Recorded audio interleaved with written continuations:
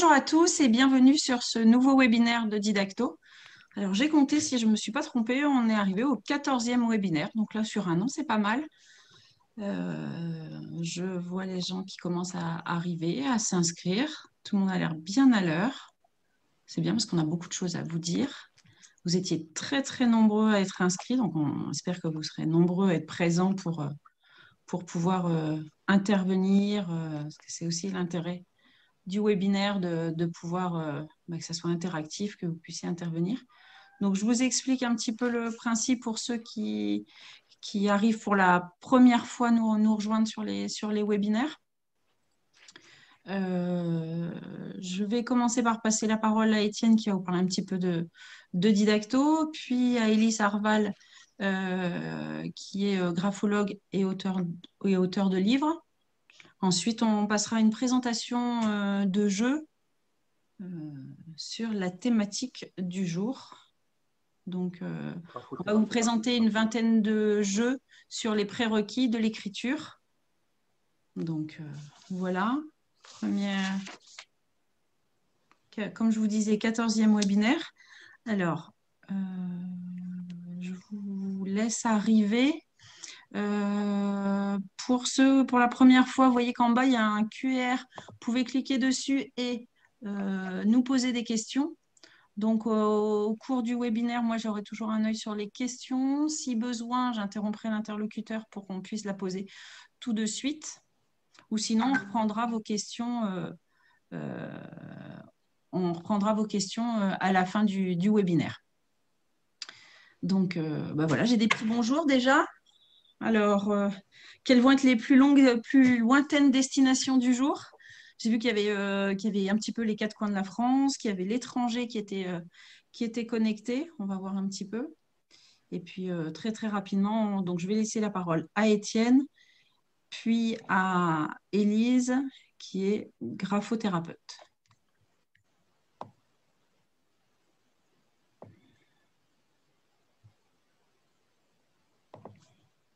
Bon, je crois qu'on a déjà beaucoup de monde d'arriver. Comme on a beaucoup de choses à dire, je pense que je vais passer la parole directement à Étienne. Et puis, on va débuter. N'hésitez pas si vous avez des questions à nous poser. Voilà, à vous, Étienne. On est bon, bonjour. Oui. Bonjour, merci Sabine, merci à tous d'être là si nombreux. Donc moi, je suis Étienne et je dirige Didacto. On va passer une heure ensemble. On a eu plus de 350 inscrits à ce webinaire. Certains qui, évidemment, nous ont déjà prévenus, qui ne pourront pas être là pour une raison ou pour une autre, mais qui regarderont plus tard sur notre site ou sur YouTube. En tout cas, c'est la preuve que cette formule de webinaire trouve son public et que le sujet d'aujourd'hui concerne et intéresse beaucoup de monde. Alors, on s'en réjouit avec vous. D'ailleurs, si vous avez des suggestions pour les prochains webinaires, on est toujours ouvert. Donc, n'hésitez pas à envoyer un petit mail à contact@didacto.com ou à faire un petit commentaire en bas de votre page de Zoom. Là. On est toujours ouvert pour les bonnes idées. Donc, le prochain webinaire, le 1er avril, concernera les nouveautés parues depuis décembre 2020. Donc, une 20-30 nouveautés ludiques et s'adresse plus particulièrement, ce webinaire, aux ludothèques, aux médiathèques, aux centres de loisirs, etc., mais aussi aux parents et aux gens intéressés tout simplement par les jeux de société. Avant de plonger dans le vif du sujet, quelques mots juste pour Didacto, parce que certains d'entre vous sont des habitués qu'on reconnaît de webinaire en webinaire, mais d'autres ne nous connaissent pas encore, et c'est bien dommage. Temps de réparer cet oubli considérable. Donc, Didacto existe depuis plus de 25 ans et propose aujourd'hui, je peux le dire vraiment sans fausse modestie, un des meilleurs, si ce n'est le meilleur catalogue de jeux et de matériel ludo-éducatif avec près de 2400, doit être à 2395 jeux et 350-400 nouveautés tous les ans. Donc, notre ADN à nous, c'est d'aider les parents comme les professionnels à l'aide d'outils ludiques et éducatifs que nous allons dénicher chez 180 éditeurs à peu près partout dans le monde. Donc au quotidien, on travaille la main dans la main avec la communauté éducative, mais aussi avec les maires, les mairies, les centres de loisirs, les ludothèques, les orthophonistes, les psychomotriciens, les EHPAD, sans oublier bien entendu les parents qui cherchent tout simplement des jeux de qualité pour travailler ou s'amuser, on a le droit aussi, avec leurs enfants. Donc, pour terminer cette courte présentation, un dernier mot pour vous dire que nous sommes à votre écoute, bien sûr, et à votre service pour des conseils, pour des devis. Donc, n'hésitez surtout pas à nous solliciter par mail en direct ou auprès de nos commerciaux dont les coordonnées sont sur le site. Et pour les devis, c'est hyper simple. Sur le site, à partir de votre panier de commande, vous avez un bouton en bas qui s'appelle « Transformer mon panier en devis ». Donc voilà, rien de plus simple que d'obtenir un devis sur le site didacto.com. Alors voilà, avant de passer la parole à notre intervenante, quelques mots juste pour introduire le sujet. On parle souvent de motricité fine, et en particulier de la motricité de la main. Tenir un crayon, écrire, lasser ses souliers, attacher ses boutons. Donc vous verrez sur le site de Didacto, on a une rubrique motricité fine, avec plus de 100 jeux différents. Mais aujourd'hui, on a voulu, pour ce webinaire, se placer un petit peu en amont et présenter des jeux et des activités qui mettent en avant qui mettent en évidence des compétences préalables à ce travail fin, à ce travail de la main. Donc, on parle de motricité globale, bien entendu, l'équilibre, la coordination, le tonus, la latéralité. On parle aussi de discrimination visuelle, de mémoire, de repérage spatial. Donc là, sur notre site, ça devient un petit peu parfois compliqué à retrouver. On a un site qui est un peu foisonnant. Parce qu'on fait appel à plein de catégories et de compétences différentes. Donc, on a une rubrique jeu moteur, plus pour la motricité globale, on a une rubrique manipulation. Dans les jeux de société, on a aussi une rubrique discrimination visuelle et une rubrique jeu de mémoire. Et puis des univers professionnels, comme par exemple les jeux pour les orthoptistes ou les jeux pour les psychomotriciens. Mais globalement, ce sont quand même des centaines de jeux qui sont adaptés à ces thématiques que vous pouvez trouver sur notre site. Alors, bien entendu, on ne peut pas vous les présenter tous. On en a choisi aujourd'hui une vingtaine parce qu'une heure, ça passe très vite. Et à nouveau, nous sommes bien entendu disponibles pour ceux d'entre vous qui auraient des demandes ou des projets particuliers. Voilà. Je m'arrête. On se retrouve dans quelques minutes pour la présentation des jeux dans le détail. Un dernier mot pour dire que vous recevrez tous un lien vers la vidéo de ce webinaire et sera joint à ce mail un petit catalogue qui présente tous les jeux qu'on va vous montrer aujourd'hui. Donc, inutile de prendre des notes, vous retrouverez ça sur un petit catalogue PDF. Comme Sabine l'a dit, il y aura un petit temps de questions à la fin du webinaire, mais vous pouvez aussi les poser par écrit au fur et à mesure et on s'efforcera d'y répondre. Je passe donc la parole à la fabuleuse Élise Arwal. Donc, je vous recommande également le livre « 100 idées pour accompagner les enfants dysgraphiques » qui vient de paraître aux éditions Tom Pouce. Voilà, merci à tous et à tout de suite. Bonjour, merci Étienne et du coup bonjour à tous. Donc, effectivement, je m'appelle Élise Arwal, je suis graphothérapeute. Pour ceux qui ne connaîtraient pas la graphothérapie, mon métier consiste à aider les enfants et les adolescents qui présentent des difficultés au niveau de l'écriture, mais d'un point de vue graphique, c'est-à-dire qui ont une écriture par exemple illisible, lente, avec des douleurs, que ce soit à la main, au doigt, au cou, etc. On peut aussi intervenir auprès des adultes, même si ça reste exceptionnel. Donc, comme on disait tout à l'heure, pour mieux aider l'enfant que je reçois dans mon cabinet, je dois comprendre les origines de cette difficulté graphique, qui est parfois due à une mauvaise tenue du crayon, mais pas seulement, et c'est rarement la seule cause qui explique ces difficultés d'écriture. Donc, c'est pour ça qu'on regarde l'enfant dans sa globalité et pas seulement la qualité de son écriture. Donc, comme on disait, on va évoquer certains prérequis à l'écriture, car pour que l'enfant puisse rentrer aisément dans cet apprentissage, les prérequis sont indispensables, comme la discrimination visuelle, le repérage spatial, le croisement de la ligne médiane, le tonus, etc. Donc, tous ces tests sont effectués lors de mon bilan, qui va me permettre de corriger les difficultés de l'enfant, d'avoir une rééducation personnalisée, mais aussi, super important, de pouvoir orienter l'enfant vers d'autres spécialistes si je me rends compte qu'il y a d'autres difficultés autour du geste graphique, comme vers des psychologues pour un test de précocité, vers des psychomotriciens s'il y a des difficultés de motricité globale ou d'équilibre ou autre, vers des ergothérapeutes, des psychopédagogues, des consultants en réflexe archaïque, parce que grâce à tous ces professionnels, on va pouvoir aider au mieux l'enfant ou l'adolescent qu'on reçoit. Donc, pour pouvoir entrer dans l'écriture, effectivement, l'enfant doit avoir une bonne conscience de son corps, de l'espace, avoir des fonctions cognitives suffisamment développées. Et c'est ce qu'on va voir lors de ce webinaire qui est divisé en 3 grandes parties. Donc, on a décidé de faire une première partie qui va être concentrée sur la motricité globale, une deuxième qui va être sur la discrimination visuelle, l'attention, la mémoire et la concentration, Et enfin, on finira par tout ce qui est repérage et organisation spatiale. Hop. Donc, comme on disait, on va pouvoir voir que quelques jeux parce qu'il y en existe tellement qu'on ne va pas avoir le temps en 1 heure. Donc, on vous a fait une petite sélection. Mais bien évidemment, si vous avez d'autres questions ou si vous posez des questions sur des jeux, n'hésitez pas à nous contacter pour savoir si c'est intéressant ou non de travailler avec. Lorsque vous rencontrez un enfant avec des difficultés graphiques, il ne faut pas hésiter à poser des questions dans le chat ou à nous écrire après le webinaire. On restera à votre disposition. Donc, on va commencer par la première partie, connaître et maîtriser son corps dans son ensemble. Vraiment la motricité globale, comme on disait. Donc, parce que quand on écrit, on pense effectivement à la main, donc au doigt, mais on ne pense pas que tout est lié. Enfin, nos doigts sont liés à notre poignet, qui est lié à notre avant-bras, à notre coude, à notre cou, à la colonne vertébrale, aux pieds. Donc, tout le schéma, enfin, toutes les parties du corps sont liées entre elles. Donc, c'est important de savoir les dissocier, de savoir les nommer, savoir les bouger avec aisance, etc., pour pouvoir bien écrire.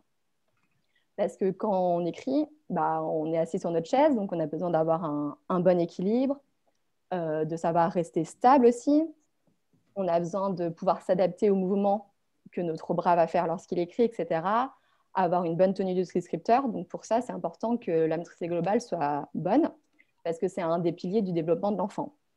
Parce que comme on peut le voir, les enfants ont toujours ce besoin, cette envie de bouger.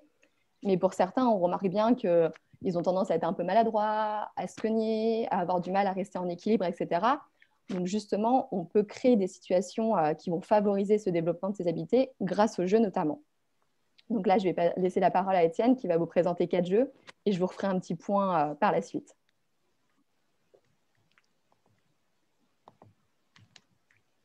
À vous, Étienne. Sabine? Oui. C'est moi qui parle ou c'est vous là? Comme vous voulez. Allez-y. On va commencer par le jeu Move. Moi, on va alterner, en fait. Étienne va vous présenter les jeux physiquement et moi, je vous présenterai les jeux sur le site. Comme ça vous permet d'avoir une vue globale sur le site. Rapidement, ça peut être le prix, l'âge, etc., la durée de la partie. Et puis comme ça, vous avez la boîte parce que souvent, Étienne va montrer l'intérieur de la boîte. Et comme ça vous permet de voir. Voilà, Étienne. Ok, merci. Donc Moves, le voilà. Moves, c'est un jeu donc, de coordination qui est à la fois aussi un jeu de mémoire. Il est formé d'un certain nombre de palets. C'est à partir on peut y jouer à partir de 3 ou 4 ans. Hein.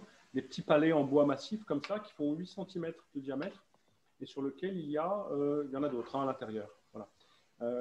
Sur lequel il y a des positions qu'il faut prendre. Là, voilà, 5 secondes comme ça à tenir sur un pied, ou alors taper les mains en l'air, etc. Donc, ça se joue théoriquement, mais alors ça se prête à tout un tas de détournements.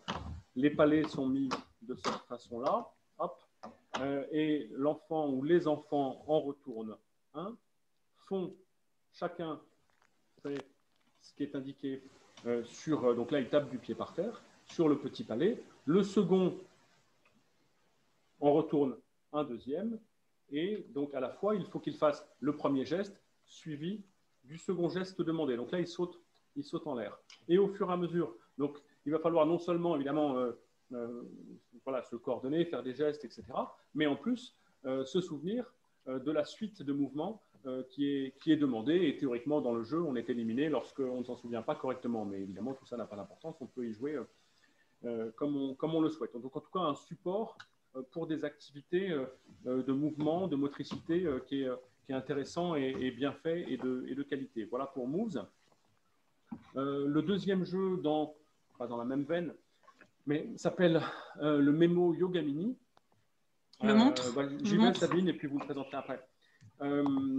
Donc, c'est un mémo, tout simplement, avec des positions de yoga et leur équivalent symbolique. Donc là, la position du bambou avec un bambou dessiné.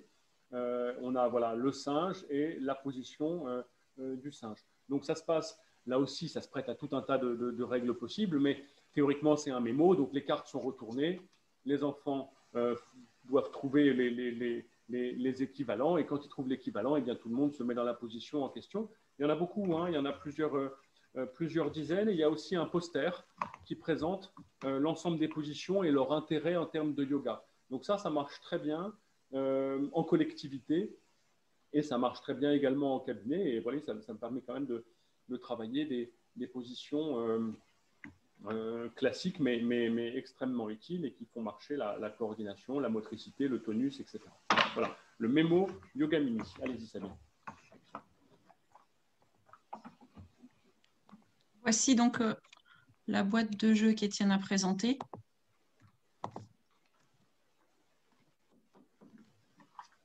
Voilà.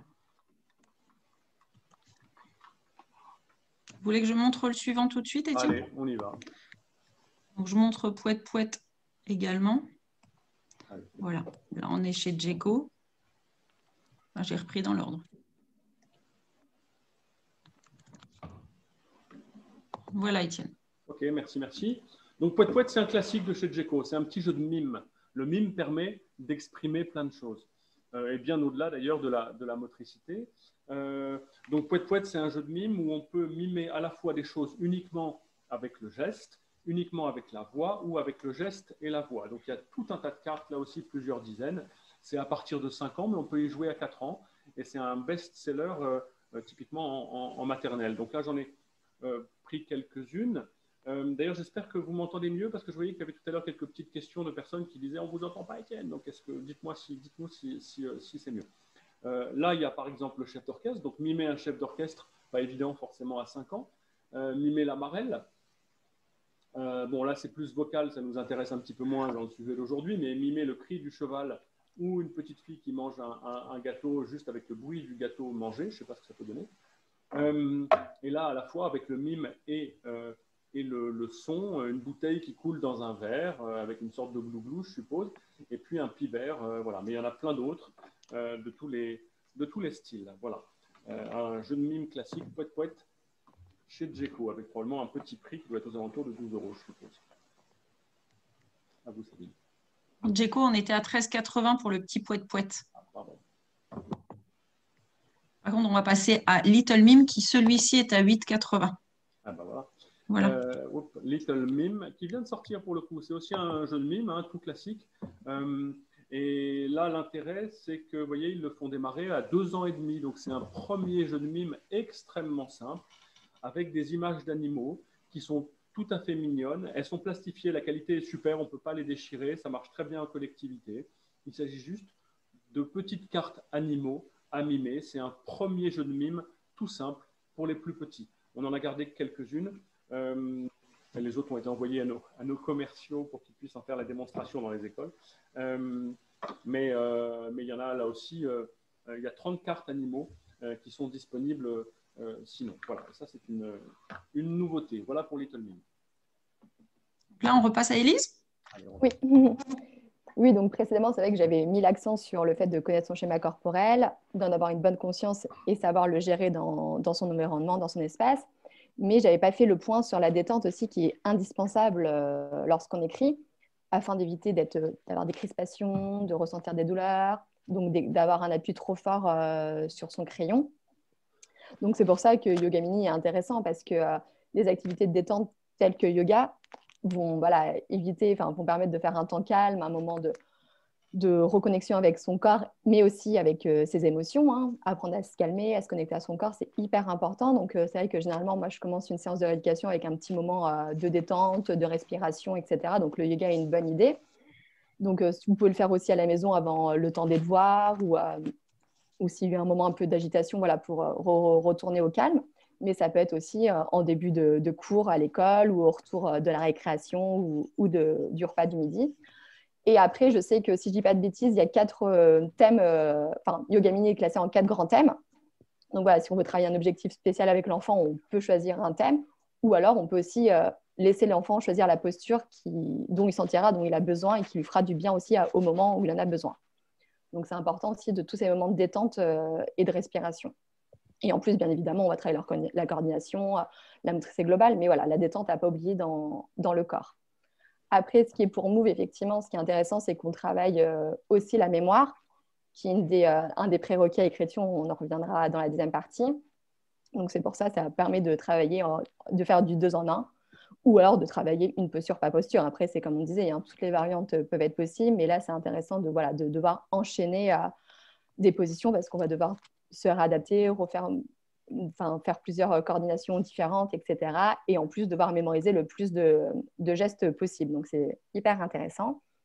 Et effectivement, les 2 derniers jeux qu'Étienne vous a présentés sont des jeux à la base pour les plus petits, mais qui peuvent être aussi utilisés pour des plus grands parce qu'ils présentent des difficultés ou en rajoutant des contraintes, etc., en rééducation à l'école. Donc, en fait, ce qu'il faut retenir, c'est que ces jeux, ils permettent à l'enfant de bouger. Donc, ils vont permettre de développer, sans s'en rendre compte, un bon contrôle postural, c'est-à-dire de pouvoir permettre à un individu de se mouvoir avec aisance et facilité. Donc, ça, c'est très important. Aussi, le fait d'imiter que ce soit des animaux ou des métiers, etc., va permettre de renforcer les muscles du tronc, d'apprendre à dissocier les membres inférieurs et supérieurs. Donc, tout ça est indispensable à l'écriture. Il y a aussi d'autres jeux qu'on ne vous a pas montrés parce que je pense que tout le monde connaît, tels que les rubans de GRS, les cordes à sauter, les balles, etc., sont aussi des exercices qui vont permettre de la coordination et de développer la motricité globale. Donc, des choses qu'on a plus généralement chez nous peuvent être aussi intéressantes à travailler en groupe ou seul. Donc, voilà. Donc, il faut juste retenir que la motricité globale permet de travailler, de développer la coordination, l'équilibre, la souplesse aussi, et aide à l'enfant à avoir une bonne perception de son corps dans son environnement. Donc là, on va faire après un petit point, toujours sur la motricité globale, mais sur l'équilibre et le croisement de la ligne médiane. Donc pour ceux qui ne savent pas ce que c'est la ligne médiane, c'est une ligne imaginaire qui, au final, coupe notre corps, on va dire, de droite à gauche. Donc là, comme si on avait une ligne au niveau de notre nez qui allait jusqu'à notre nombril, etc. Et du coup, c'est qu'à partir de 8-9 mois que l'enfant va être capable de croiser cette ligne médiane. C'est-à-dire qu'avant, par exemple, s'il a un objet à droite, il va se saisir avec sa main droite. S'il a un objet à gauche, il va se saisir de sa main gauche. Il ne va pas avoir de croisement, comme vous voyez que je peux faire, que là, dans le sens que l'enfant ne va pas avoir de préférence manuelle. Là, il va prendre le plus simple sans creuser. C'est à gauche, il prend à gauche, à droite, il prend à droite. Alors que maintenant, moi, je sais que je suis droitière, c'est ma main privilégiée, manuelle. Et donc, du coup, si mon objet est à gauche, je vais pouvoir croiser, donc passer devant cette ligne imaginaire pour attraper un objet qui va être sur la gauche. Mais inversement aussi, avec ma main gauche, je peux venir saisir un objet qui est à droite. Je peux aussi transférer, par exemple, là, j'ai un objet, le transférer d'une main à une autre. Donc, pareil, là, je encore passe sur cette ligne médiane. Donc, ça, c'est vraiment indispensable. On la retrouve dans plein de capacités, hein, pour lire, pour écrire, pour la dominance manuelle, pour aider à la concentration, à la mémorisation. Parce que le fait qu'on arrive à croiser cette ligne fait que nos 2 hémisphères cérébraux arrivent à bien travailler ensemble. Donc, c'est hyper important pour améliorer les capacités d'apprentissage. Pas seulement d'écriture, mais les capacités d'apprentissage au sens large. Et après, vous pouvez avoir des petits indices qui vous mettent la puce à l'oreille, on va dire, si votre enfant a des difficultés justement à croiser cette ligne médiane. Exemple, comme je disais, s'il utilise toujours la main droite pour ce qui est à droite et toujours la main gauche pour saisir ce qui est à gauche, vous pouvez vous poser des questions. Quand l'enfant écrit ou dessine, il ne va pas passer la ligne médiane, il va soit se bouger à gauche ou à droite, soit déplacer la feuille, il ne va jamais faire en sorte de croiser sa ligne médiane. Donc là, ça peut être des petits indices qui mettent la puce à l'oreille en disant qu'il y a peut-être des choses à faire à ce niveau-là. Donc là, Sabine et Étienne, vous me présentez 3 jeux pour travailler ces 2 points. Étienne, vous voulez que je reprenne ou je monte les jeux?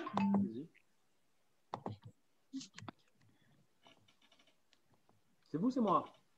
J'essaye de cliquer, excusez-moi, ça ne vient pas. J'ai un souci. Voilà, pardon. Donc, on va vous présenter le 8 de motricité.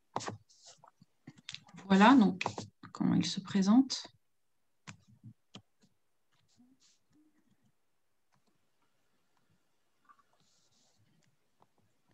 Je vais vous montrer les autres, et comme ça, Étienne pourra enchaîner pour vous les montrer.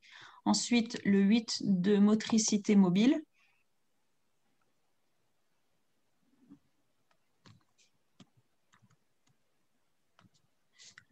Et on va, pour terminer, le 3e qui est la balance escargot. Voilà. On a 3 tailles d'éléments, mais comme ça, je vous laisse Étienne les présenter. Allez, on est parti. Voilà. C'est bon? Ouais, c'est bon. Donc, les 8 de motricité, c'est des choses qui sont très répandues en Allemagne, entre autres. Ça, c'est un éditeur allemand, le Selecta, qui fait ça, c'est en bois. Et donc, voilà, c'est tout simplement une boule à faire tourner selon un 8 comme ça. Il faut donc lui faire croiser en permanence la ligne médiane. Et ce sont des petits gestes et un équilibre à garder en permanence. Voilà, je pense que vous le voyez bien. La dimension, ça va faire une vingtaine de centimètres à peu près. Si on veut le voir en latéral, voilà, c'est comme ça. Voilà. Un petit travail autour d'un 8 de motricité tout simple. Alors, il y en a un autre qui est un peu plus sioux, qui est celui-là. Je vais peut-être le montrer du dessus, celui-là. Hop, si j'y arrive. Donc, on fait rouler la boule comme ça, tac, doucement au plus vite, et hop. Vous voyez, c'est pas si facile. Bon, vous voyez l'idée, quoi. Hop, mais alors, d'habitude, j'ai réussi mieux que ça. C'est le stress d'avoir le public. Alors, mais que se passe-t-il? C'est le public. Voilà, hop, on y arrive. Bravo, Étienne. Merci, Élise, d'être gentille. Hop, voilà, voilà. Bon, normalement, voilà, ça le fait tourner comme ça. En tout cas, c'est une sacrée coordination. Je devrais peut-être prendre quelques cours chez une graphothérapeute. Voilà. Donc, hop, voilà, on fait tourner ça. C'est pas facile, mais ça, vraiment, on adore. Les enfants voyagent. Vous voyez, maintenant que je suis lancé, on m'arrête plus. Voilà. Hop, et enfin, le dernier, c'est la grosse hop là, planche balance escargot. Donc là, elle n'arrive même pas dans la caméra. Attendez, est-ce que si je la prends en latéral, vous la verrez mieux en termes de dimension? C'est pas sûr. Tac, là, je la mets loin. Donc, elle doit faire une cinquantaine de centimètres dans cette largeur-là, dans sa largeur. Alors, on peut y jouer exactement comme les autres que je viens de montrer comme ça, mais de façon un peu plus, c'est un peu plus facile, quoi. Les balles sont une sorte de caoutchouc très, très mou, donc c'est une balle en mousse très agréable, avec une sorte de labyrinthe pour faire arriver, j'y arrive pas, la balle au milieu. Mais on peut aussi, et ça c'est très sympa, vous voyez, il y a 2 traces de pieds qui sont indiquées de chaque côté. Et donc on peut aussi y jouer, puisque le dessous est une sorte de un peu arrondi comme ça, en montant dessus tout simplement et en faisant bouger la balle, rien qu'avec les mouvements de ses pieds. Et là, c'est une sorte de pilate, voilà, à moindre frais, quoi, en quelque sorte. Hein. Voilà. Donc là, pour travailler en effet la tonicité et la coordination, c'est tout à fait intéressant. Voilà. Élise. Oui, donc j'avais juste oublié de dire un petit chose sur le signe infini, peut-être pour ceux qui connaissent, c'est un mouvement qui est utilisé en brain-gym, qui est une approche qui utilise des mouvements, 26 mouvements pour être précis, pour développer notre potentiel. Donc voilà, donc c'est pour ceux qui connaissent et qui veulent approfondir leur connaissance au niveau de la ligne médiane, il y a pas mal d'ouvrages sur le brain-gym et je pourrais vous en conseiller également. Ou on peut aussi le tracer en l'air avec un ruban de GRS, comme je disais tout à l'heure, on peut faire, ou avec un foulard, pour travailler aussi le croisement de la ligne médiane. Pour oui, tout ce qui est balance escargot ou planche d'équilibre, c'est hyper intéressant parce que l'équilibre, ça permet au corps de réaliser les mouvements, car bien sûr, c'est lié au tonus et à l'activité motrice. Et ce qu'il ne faut pas oublier, c'est que l'équilibre, ça a aussi un rôle dans le sentiment de sécurité chez l'enfant, parce que sans équilibre, on va trébucher et on risque de se faire mal. Alors que si l'enfant arrive à avoir un bon équilibre, il va être plus agile, plus en confiance dans ses mouvements, avoir plus de sens de prévenir une chute, on va dire, et donc de se faire moins mal. Donc voilà, c'est aussi lié dans tout ça. Et nous, pour l'écriture, effectivement, c'est important de réussir à rester stable sur sa chaise, en équilibre, bien ancré au sol, etc. Donc voilà, ce qui est intéressant avec balance escargot, c'est qu'on peut le faire avec les mains et avec les pieds. Donc voilà, ça fait plusieurs utilisations. Aussi, ce que je fais, moi, pour rajouter des niveaux de difficulté quand l'enfant est debout sur la planche, c'est par exemple de jouer à un jeu de pêche à la ligne ou de faire du yo-yo en même temps, voilà, de combiner plusieurs activités pour accroître les niveaux et développer plus de compétences aussi. Donc, juste une petite info chiffre. Bien sûr, plus l'enfant va grandir, plus ça va être facile pour lui de rester en équilibre. On dit que l'enfant arrive à tenir en équilibre donc sur une jambe, quand vous mettez soit tenir en équilibre sur son pied droit ou son pied gauche. À partir de 3 ans, il peut rester 2 secondes. À 4 ans, de 4 à 8 secondes. De 5 ans à 8 secondes. À 6 ans, à 15 secondes, etc. Donc, on voit que c'est quelque chose qui va s'améliorer avec le temps. Et donc, du coup, voilà, on peut stimuler ça avec les jeux d'équilibre, les jeux de balançoire, etc. Donc voilà, donc là on va finir avec 2 petits jeux de coordination que Sabine et Étienne vont vous présenter. Oui, alors on va vous présenter Multimoves. Ce sont des balles lestées. Donc là, je vous les montre.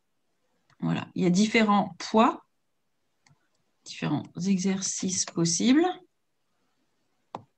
Voilà, et ensuite, ça va être le jeu d'adresse Whipples.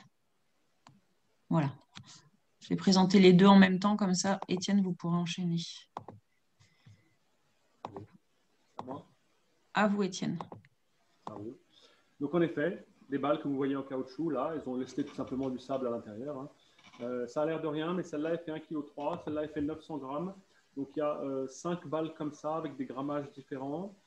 Et voilà, tout simplement, ça se prête à plein d'activités différentes. On peut se les lancer en faisant gaffe, bien sûr.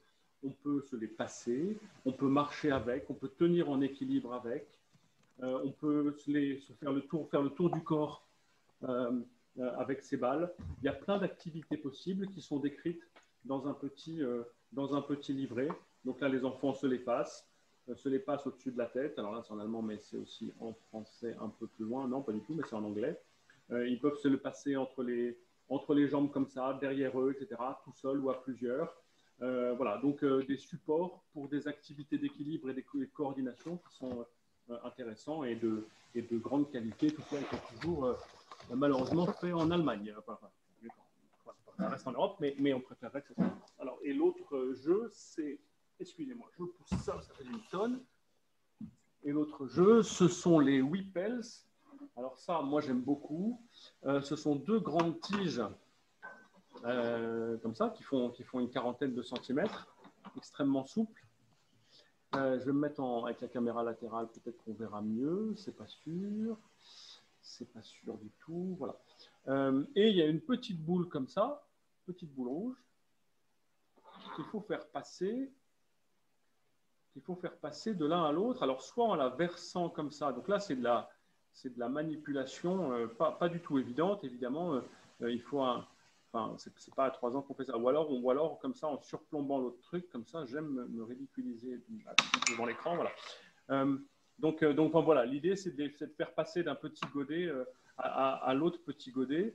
C'est plutôt amusant et ça favorise vraiment pour le coup en effet la coordination et la motricité. Hop là, yes, voilà, réussi.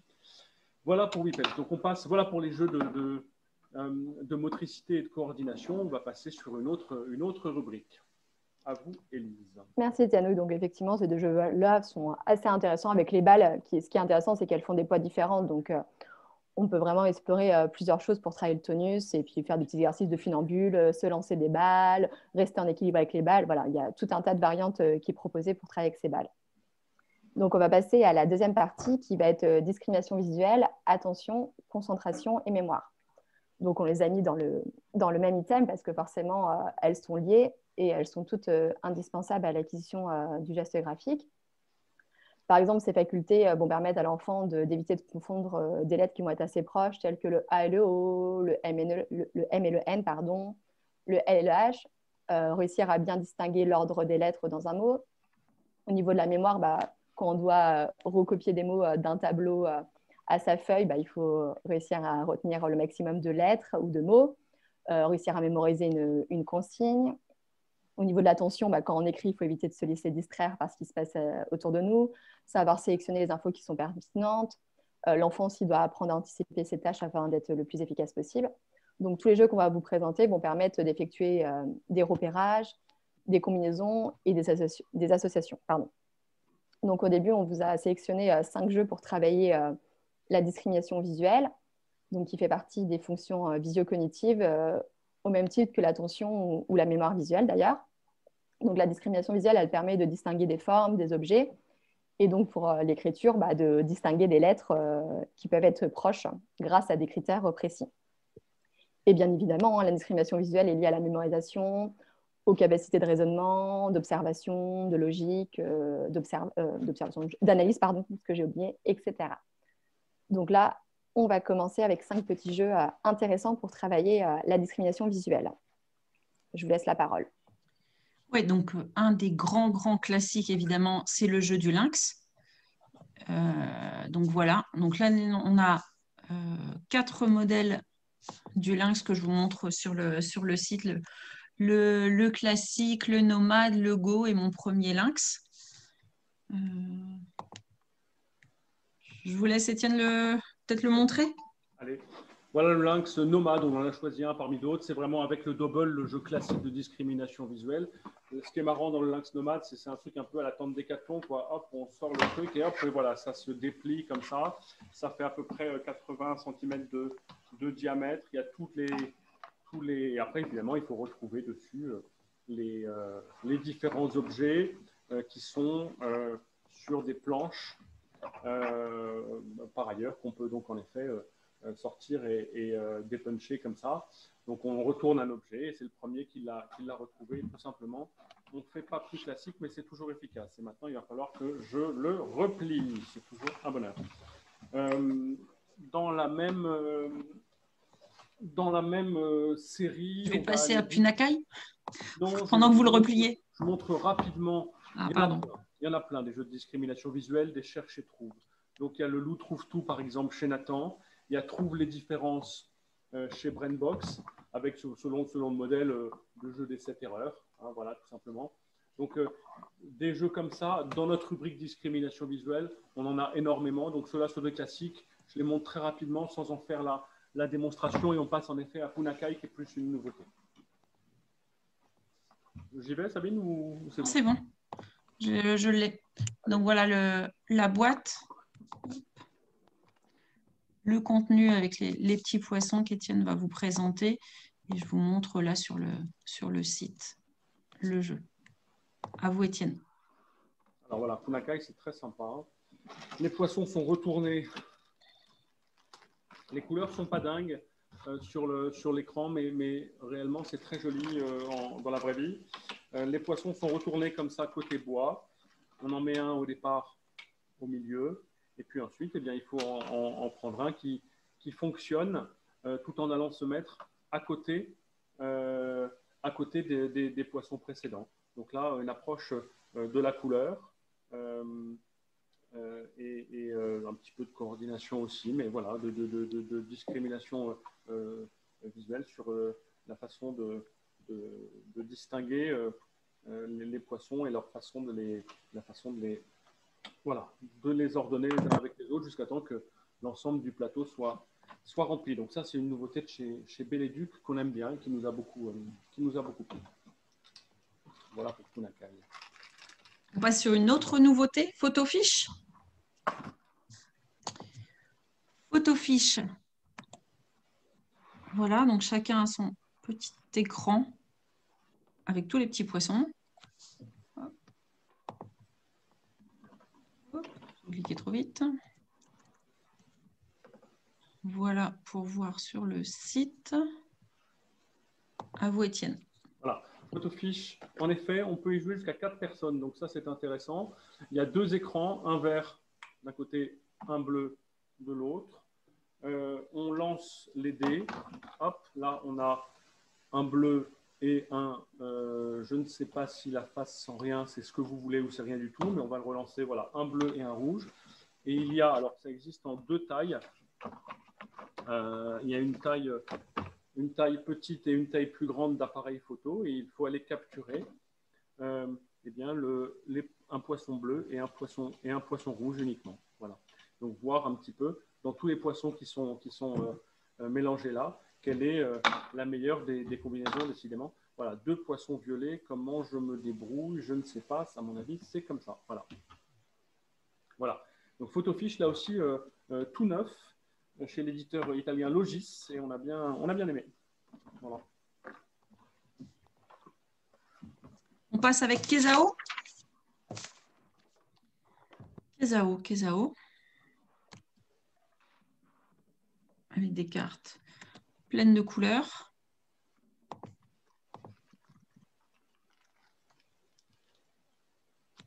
Vous êtes prêts, Étienne? Toujours. À vous. Kesao, donc toujours pour jouer avec les couleurs et en rapidité, mais ce n'est pas obligé non plus. En cabinet, on peut tout à fait ne pas jouer en rapidité et laisser les enfants avec plus de temps. On a plein de cartes très graphiques, du raisin, une poule sur ses œufs, un phare, un bateau, voilà, une sorte d'abeille, bon, voilà, avec des couleurs. Chaque joueur a 7 cartes en main. Okay. On lance les dés.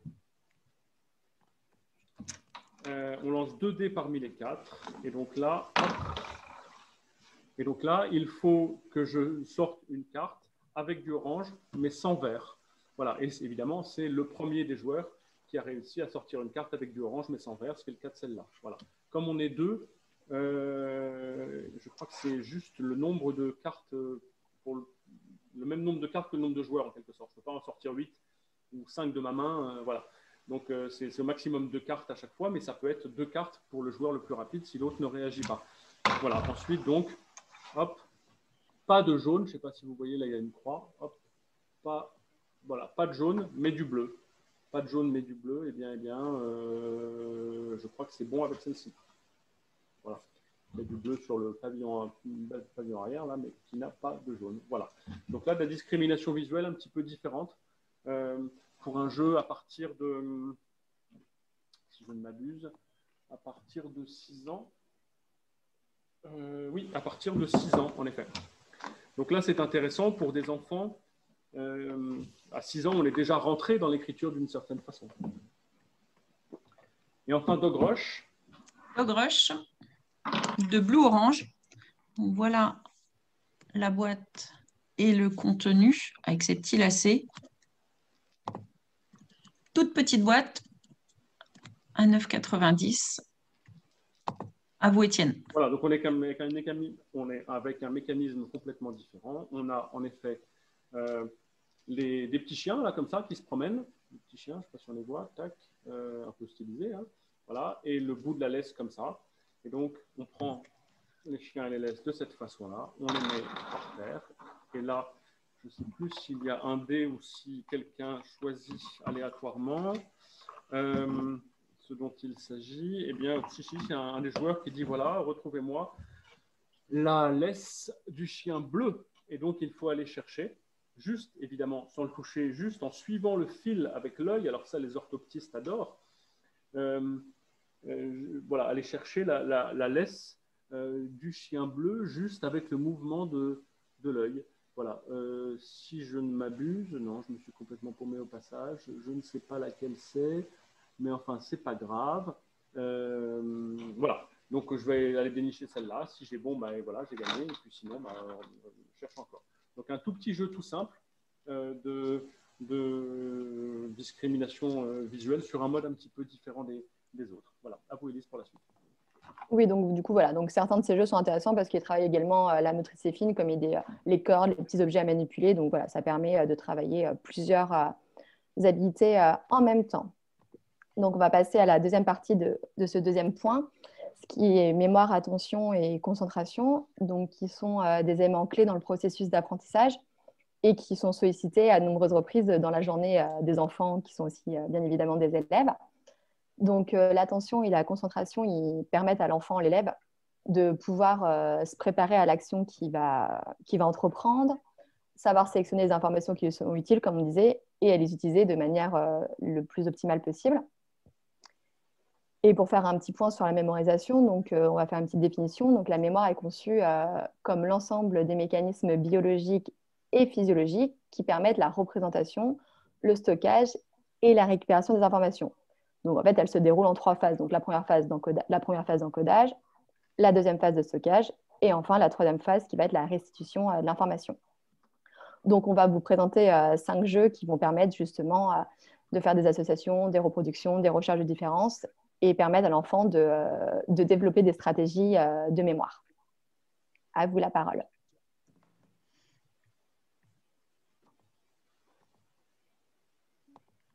Je vous laisse, Étienne.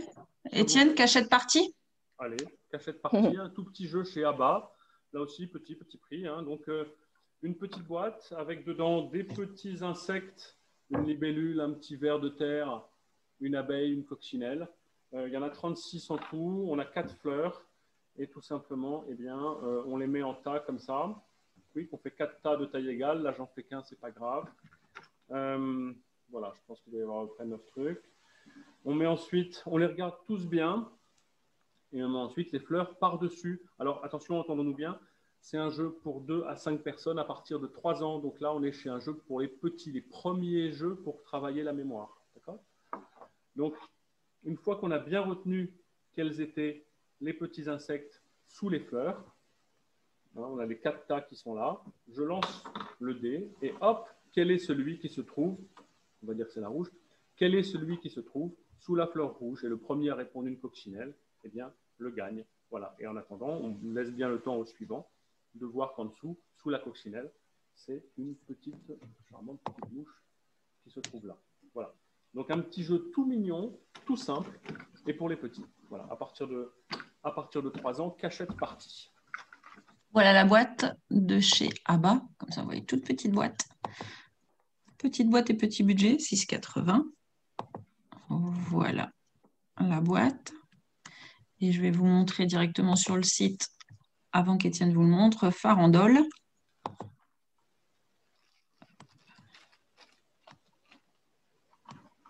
Voilà. Là, on est sur une plus grosse boîte.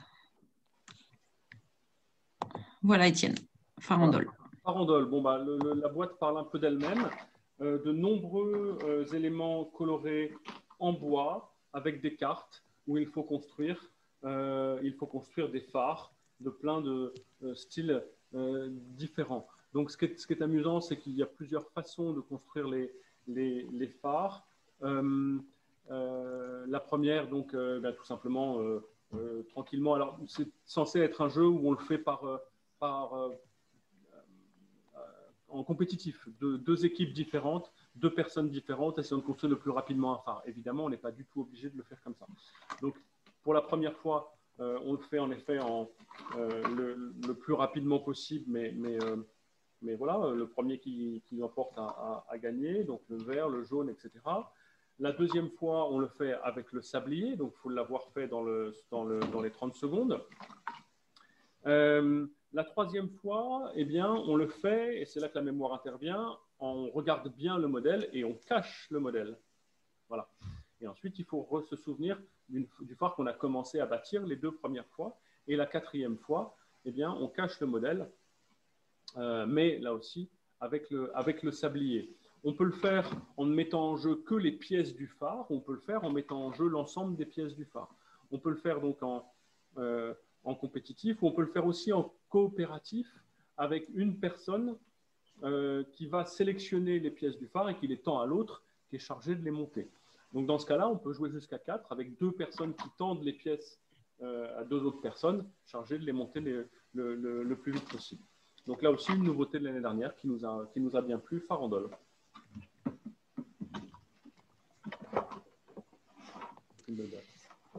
Ah, vous savez. Oui. Moi, j'enchaîne sur Déjà vu. Tout est dans le titre. Voilà la boîte. Voilà les objets.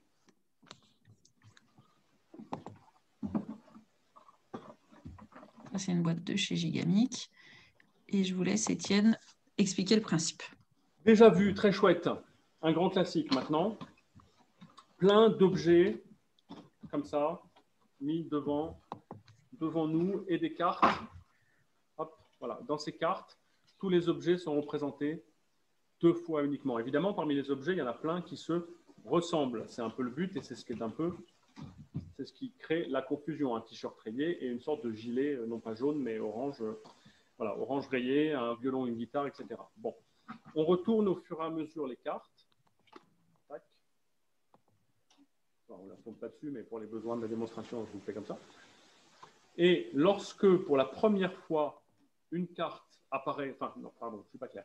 Lorsqu'un objet apparaît sur la carte pour la seconde fois, puisque chaque objet est représenté sur l'ensemble des cartes 2 fois et 2 fois seulement, eh bien, il faut aller le saisir le plus vite possible. Donc, il y a un peu de discrimination visuelle et il y a surtout de la mémoire, parce qu'au bout d'un moment, on a du mal à se souvenir de ce qui est tombé déjà une fois ou 2 fois. Voilà, il y a des objets qui sont présentés une fois, sur une carte avec un seul objet, 2 ou 3. Voilà. Et au bout de la 22e carte, laissez-moi vous dire qu'on est un petit peu un petit peu perdu. Voilà, donc là, déjà vu à partir de 6 ans, un grand classique maintenant. Alors, on va passer à Speed Colors. Ouais, donc, il existe la boîte et on vend aussi la recharge de feutres pour ceux qui se posent la question. Donc, on a évidemment les deux. Voilà la boîte. Donc, les cartes, les crayons. Et Étienne va vous expliquer le principe. Voilà, Étienne. Alors, le principe, il est simple. Et là aussi, théoriquement, c'est un jeu assez frénétique. On joue avec tous les crayons dans la boîte que les gens se disputent. Mais on peut le jouer de façon plus calme et plus sereine. Il y a un certain nombre de cartes qui sont les cartes sur lesquelles on peut dessiner avec ses feutres Velleda. Et d'un côté, le petit bonhomme de neige, il est en blanc, de l'autre côté, il est coloré. Donc le principe, c'est que chacun a une carte en main, la regarde bien, retourne et hop, ensuite doit colorier la carte. Donc le chapeau était en jaune, les chaussures en vert, l'écharpe en bleu, le bonhomme en rouge et le petit truc, sa face en violet et peut-être que ça en vert, je ne sais plus trop bien. C'était presque ça. Donc voilà. Donc ça, on peut le faire très tranquillement et sans déborder. Ou alors on peut le faire de façon frénétique, chacun les uns contre les autres. C'est un jeu très drôle et en effet un vrai jeu de mémoire, pas si évident, très agréable à jouer également en famille. Voilà pour Speed Colors. Les jeux de mémoire, on en a beaucoup. Hein.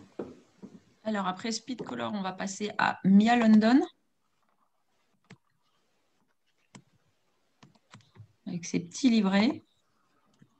Voilà la boîte. Voilà, Étienne. Ok, Mia London, donc un jeu qui peut jouer jusqu'à 4 personnes. Chacun a son petit livret. Il va falloir trouver quelle est la fripouille qu'il y a fait je ne sais quoi. Il y a des forfaits qui sont indiqués. Là, un fripon à la moustache improbable, à dérouler tous les rouleaux de papier toilette sur la station spatiale internationale. Enfin, voilà, c'est un peu n'importe quoi, mais ce n'est pas grave. Donc, les fripouilles en question, elles sont caractérisées par un chapeau. Il y en a un certain nombre de modèles différents. Voilà. Par une paire de lunettes ou de lorgnons, par une moustache, non, un nœud papillon, pardon, un nœud papillon et une moustache, en effet. Au début de chaque partie, je vais y arriver, au début de chaque partie, on enlève de chaque tas un élément qui sera l'élément qui caractérisera la fripouille en question. Et chacun de ces éléments est représenté 2 fois. Donc, il y a 2 fois le même chapeau dans le tas de chapeaux, il y a 2 fois les mêmes lunettes dans le tas de lunettes, etc. Sauf que là, on en a enlevé un, évidemment. Donc, il y en a un de ces éléments qui se retrouve en une seule fois dans les chapeaux, dans les lunettes, dans les nœuds papillons et dans les moustaches. Voilà. Et ensuite, il va falloir tout simplement les retrouver. Donc là aussi, le jeu indique que pour les chapeaux, on fait 4 tas différents. Hop, tac, tac, tac, tac, et je retrouve, tac, tac, tac, tac, et tac. Voilà, quel est le chapeau qui n'est apparu qu'une seule fois. Donc pour compliquer les choses, alors je ne sais pas du tout lequel c'est, en fait c'est le chapeau comme ça avec les petits rapiessages. Et pour compliquer les choses, au fur et à mesure, on ne fait plus 4 tas, ce qui est un peu trop facile, mais 3 tas, puis 2 tas, puis un seul tas. Donc quand on arrive au nœud papillon, eh bien voilà, on fait juste un seul tas et on met les nœuds papillons les uns au-dessus des autres. Et les enfants doivent pouvoir se souvenir de celui qui n'est apparu qu'une seule fois. Ils adorent parce qu'il y a un petit prétexte d'enquête policière. Des petites énigmes à résoudre sont marrantes. C'est un petit jeu de mémoire très bien fait et très agréable à jouer. Voilà, voilà pour Mia London. J'espère que j'ai été clair. À vous, Élise. Oui, donc du coup, c'est vrai que Speed Color a beaucoup de succès et en plus, on peut travailler la tenue du stylo avec plein de petites astuces ludiques. Et comme Cachette Fleurie, par exemple, on travaille aussi la motricité fine en devant empiler ces petites fleurs. Donc voilà, donc on va passer à la dernière partie parce que je viens de voir l'heure. mais on va y arriver. Donc, la troisième et dernière pari, c'est ce qui est au niveau de l'organisation spatiale, le repérage et l'organisation spatiale. Donc, déjà, petit point, la structuration spatiale, c'est donc la capacité de se situer, de réussir à s'orienter, se déplacer dans son environnement, mais aussi de situer des objets les uns par rapport aux autres. C'est pour ça que les notions au bas, gauche-droite, près, loin, etc., sont donc liées à l'orientation spatiale. Donc, c'est pour ça qu'il est primordial que les enfants connaissent ces termes, mais aussi savent à quoi elles correspondent et les utilisent correctement. Donc, afin de pouvoir développer dans un premier temps ou renforcer ces notions spatiales, par exemple, pour que l'enfant puisse avoir un geste précis lorsqu'il écrit, qu'il arrive à s'organiser dans l'espace de la page, parce qu'une page, c'est un espace délimité et organisé. Il y a des marges, une ligne de base sur laquelle on écrit, des interlignes. Donc, il faut savoir se repérer et organiser tout ça. Nous, en français, on écrit de gauche à droite, donc il faut aussi connaître ces notions-là. Savoir respecter un espace entre les lettres, entre les mots. L'enfant doit aussi pouvoir produire une lettre en respectant sa trajectoire, sa proportion, afin de la former correctement pour qu'on puisse la reconnaître et pas la confondre avec une autre. Et les exercices de repérage spatial aussi permettent de travailler l'exercice de copie, parce que quand on passe d'un support à un autre, il faut réussir à ne pas se perdre dans les textes qu'on lit et dans le texte sur lequel on revient pour continuer d'écrire. Donc voilà, donc apprendre à savoir aussi gérer son espace est indispensable pour l'écriture au niveau de l'organisation de l'espace de la page et pour connaître les notions gauche-droite au bas qui sont le sens d'écriture en français, de lecture et d'écriture en français en tout cas. Donc on va finir avec 5 jeux pour travailler le repérage spatial. Alors on va commencer par Memo Friends. Je vous montre la boîte et la présentation des pièces, et Étienne va vous présenter le jeu en lui-même. Voilà Étienne. On va faire revenir Étienne. Voilà. Voilà Étienne. Merci. Donc Memo Friends, en effet, un petit jeu de repérage spatial. C'est le premier d'une série de 3. Il y a Memo Friends, Logic Farm et Logic City qui sont vraiment des best-sellers chez nous.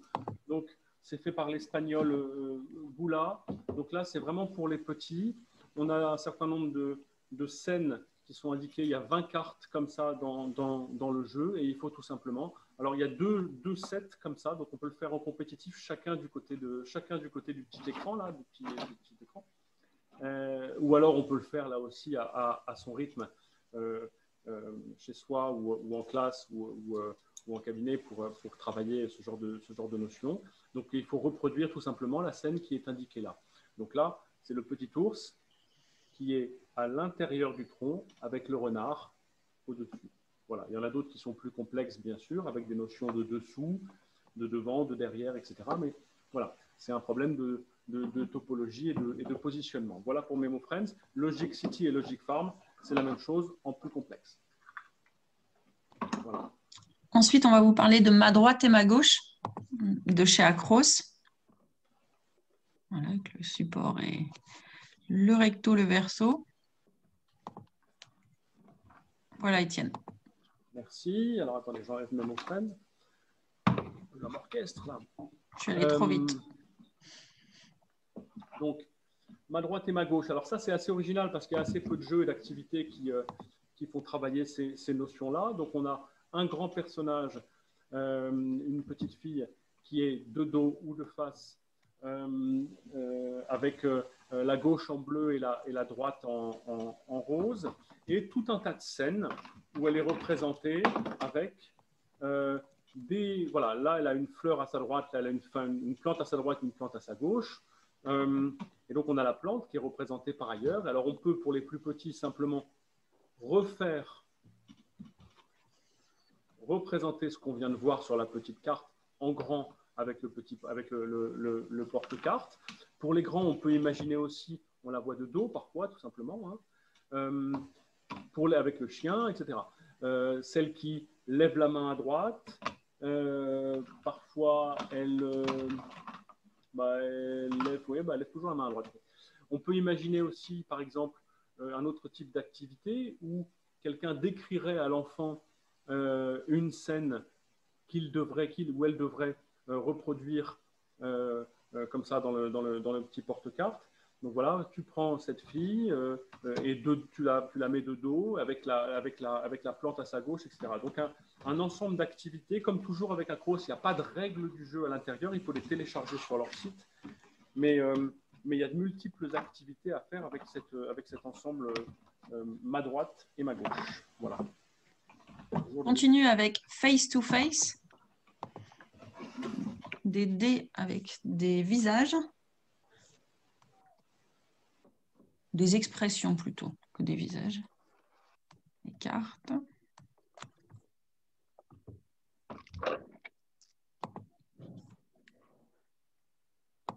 Voilà, Étienne. Hey, alors, face-to-face, on est un peu dans le jeu de logique aussi, avec un certain nombre de cartes comme ça qui indiquent des positions qu'il va falloir reproduire avec. Il y a 2 ensembles de 6 dés là-dedans. Les positions qu'il va falloir reproduire. Ce qui est compliqué, c'est que par ligne ou par colonne, il faut soit que les dés aient la même couleur, mais avec des expressions différentes, soit que les dés aient la même expression, mais avec des couleurs différentes. Voilà. Donc c'est là que ça devient quand même pas évident du tout à faire. Donc là, par exemple, on sait qu'on a du rouge et du rouge aussi. Ça va être entièrement rouge. Quand c'est blanc, ça veut dire qu'il nous laisse un peu c'est laissé à notre appréciation.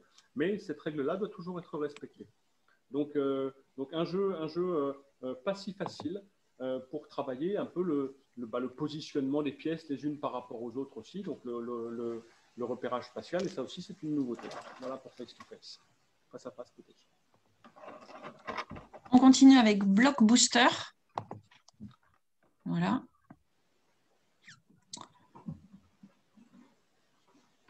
Avec différents niveaux de difficulté.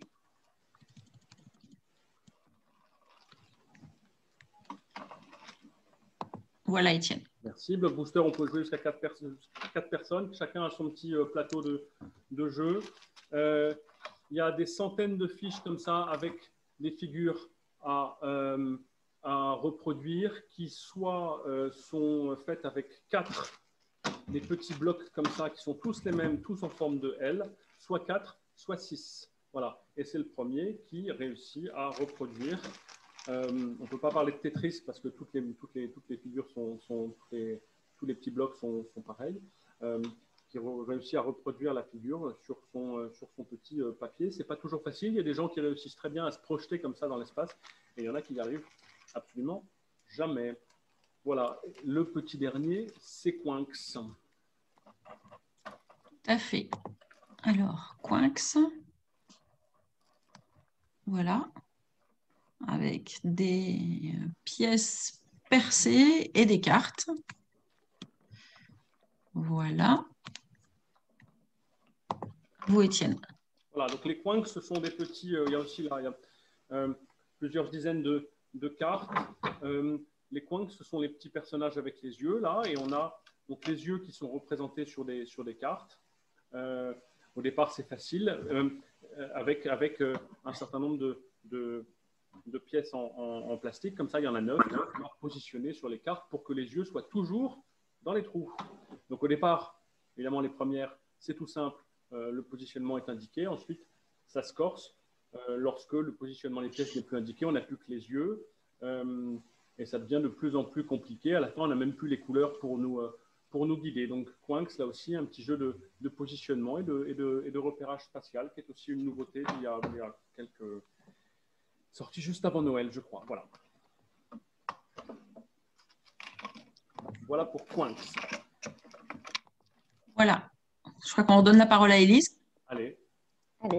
Et du coup, effectivement, le jeu gauche-droite est assez intéressant parce que, comme on disait, Étienne, il y a peu de jeux qui font travailler que ces notions. Et la plupart d'enfants inversent leur gauche à droite ou ne savent pas quelle main est la droite et quelle main est la gauche. Donc, c'est intéressant de travailler déjà sur cette notion avant de partir sur d'autres notions de repérage spatial qui vont permettre à l'enfant de bien s'organiser dans leur feuille et bien comprendre les consignes quand on leur dit d'écrire, d'aller de gauche à droite pour écrire, que le L est plus grand que le E, etc., qu'on tourne vers la gauche pour faire un O. Donc, toutes ces notions sont indispensables pour bien comprendre comment tracer les lettres et bien s'organiser sur notre page. Et enfin, un dernier petit jeu bonus que j'ai découvert récemment qui s'appelle God's Adventure, que je vais laisser Étienne présenter, mais qui peut être sympa comme exercice un petit peu récompense parce qu'on peut travailler la pince, ça permet de travailler le tonus, la dextérité, la coordination, la précision, qui peut être peut-être un petit peu difficile pour des enfants en difficulté, quoique à voir parce qu'il y a un univers très sympa que Étienne va vous présenter qui, je pense, peut stimuler l'enfant et lui donner envie de persévérer, même si ça peut sembler difficile pour lui, pardon. Donc, c'est un très beau jeu qui peut permettre de travailler quand même certaines compétences de façon vraiment très ludique et dans un univers assez atypique. À vous la parole, Étienne. Merci. Ghost Adventure, donc c'est un jeu de toupie où il faut, dans un univers qui ressemble à… en fait, on a 8 plateaux comme ça, 4 plateaux recto-verso, avec un univers très jeu vidéo où il faut faire à la toupie un certain nombre de circuits. Il faut aller chercher des bonus sur le plateau et quitte à éventuellement se passer la toupie de plateau. Alors là, j'ai fait n'importe quoi. La toupie de plateau en plateau. Donc, en effet, hop, comme ça, on fait circuler la toupie, on la fait passer d'un niveau à l'autre, on se la passe, vous voyez, d'un plateau à l'autre. Ça marche très bien, sauf quand elle se coince dans des trous, mais c'est fait exprès, c'est des pièges. Il y a plein de niveaux différents. Il y a une histoire qui est racontée en BD. Avec à chaque fois évidemment des épreuves à interpréter. C'est un super bon jeu et en termes de coordination et de dextérité, ça fait travailler plein de choses avec beaucoup d'amusement et beaucoup d'originalité. Voilà pour Ghost Adventure. Merci à tous. On n'a presque pas dépassé, c'est exceptionnel. Où est-ce qu'on en est en termes de questions, Sabine ? Alors, hop. On va revenir tous les trois, ça sera un petit peu plus convivial. Moi, Élise, j'ai une question Oui. On me pose la question, est-ce qu'on dit pour la gauche et la droite, est-ce qu'on privilégie à droite, à gauche ou à ma droite, à ma gauche? Alors là, je pense que ça dépend du contexte. Bon. Mais que là, je vais… C'était une question que j'avais un peu technique là. Je ne sais pas. Alors là, je réfléchis en même temps que je me remets la question. De toute façon, à droite, c'est forcément… Enfin, après, c'est à ma… Enfin, oui, à droite… C'est relatif, en fait. Exactement. Mais après, déjà, c'est vrai que l'enfant sait déjà reconnaître la droite et la gauche de son côté. Et après, il y a la notion de réversibilité. Donc, du coup, savoir quelle est la gauche de l'autre personne et la droite de l'autre personne. Mais du coup, ça apparaît qu'à partir du CM1, généralement, vers 8-9 ans, l'enfant est capable de nommer la gauche à droite sur une autre personne que lui. Donc, a priori, c'était pour le jeu présenté qu'elle demande la personne. C'était pour le jeu qu'on a vu ma gauche, ma droite, là, droite ou à gauche, et elle demandait savoir s'il fallait plus privilégier, qu'est-ce qu'il valait mieux dire, je pense, savoir si on disait de façon générale à droite, à gauche ou à ma droite, à ma gauche. Après, moi, j'aurais dit à droite, à gauche, mais peut-être que après, on peut repréciser en fonction des cartes ou du contexte ou l'objectif aussi. Voilà.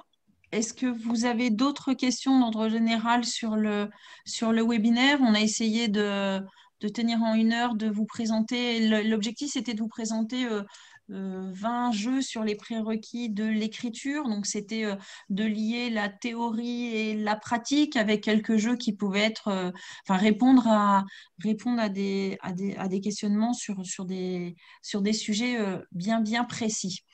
Sur le webinaire que vous venez de voir, sera possible d'être revu. On va le placer sur YouTube et sur notre site très rapidement. On va vous envoyer un petit catalogue également avec les jeux qu'on vous a présentés aujourd'hui. Comme ça, vous aurez petit catalogue souvenir de cette présentation. Les webinaires qu'on a déjà fait précédemment, parce que j'ai une question, il y en a qui découvrent nos webinaires et qui voudraient revoir ceux qui sont déjà passés. Il n'y a aucun problème sur le site, vous pouvez les revoir. Je continue dans mes questions. Et le dernier jeu, c'était Ghost Adventure. Voilà ce que j'avais des questions. Voilà. Et comme je sais que c'est rapide 1 heure, Enfin, il ne faut pas hésiter à me recontacter si vous voulez des précisions sur certaines habilités ou sur certains jeux. Je serais ravie d'en discuter avec vous par mail ou par message Instagram, Facebook ou autre. Donc là, notre prochain webinaire sera le jeudi 1er avril avec 20 nouveautés ludiques. Étienne vous l'a présenté de ce qu'on a trouvé, 20 nouveautés de décembre 2020 à mars 2021. On peut revoir tous nos webinaires. On est joignable sur le site par mail directement. On a nos commerciaux aussi partout en France. On en a sur l'Île-de-France, mais on en a partout en France. N'hésitez pas à les contacter. Vous avez leurs coordonnées sur le site. Ils peuvent aussi soit se rendre dans vos écoles, se rendre dans votre cabinet pour vous conseiller, soit répondre par téléphone ou soit faire une visio pour vous aider à choisir vos jeux. On me demande une proposition pour un webinaire jeu coopératif. On en a déjà fait. Le prochain webinaire, c'est ce que je viens de dire, 20 nouveautés ludiques. Voilà. Je pense avoir répondu à toutes les questions. Étienne, Élise, est-ce que demande, oui. Quelqu'un demande quel était le dernier jeu présenté. Oui, j'ai répondu Ghost Adventure. Ghost Adventure, excusez-moi. Oui. Oui, et Elisabeth précise qu'effectivement en maternelle, parce que moi j'étais sur des enfants plus grands, parce que c'est rare que j'ai des enfants aussi jeunes, qu'en maternelle, il faut préciser à sa droite ou à sa gauche pour qu'ils se repèrent. Oui, bien sûr. Donc effectivement... Merci à tous de votre présence cet après-midi et de cette heure passée ensemble. Merci à Élise d'être intervenue et donc bonne fin d'après-midi à tous. Merci à vous tous. À bientôt, au revoir. Au revoir.